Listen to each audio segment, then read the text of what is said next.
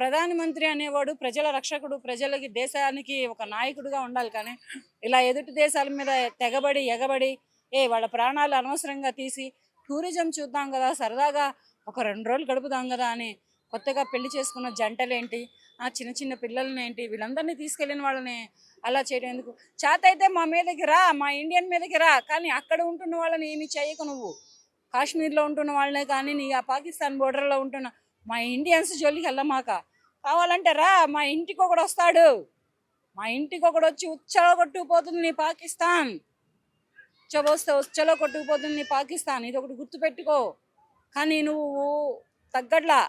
మరి తగ్గమని చెబుతున్నావో లేదో తెలియట్లా మాకైతే. అంటే మీ ముస్లిమ్స్ని మా ఇండియాలో ఉంచుకోవడం మేము చేసిన తప్ప?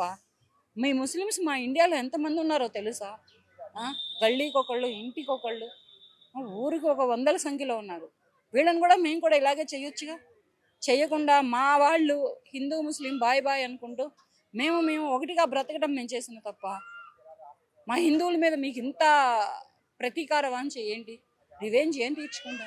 నువ్వు రివెంజ్కి తెగబడితే నీ దేశం మొత్తం ప్రాణ నష్టం పోతుంది.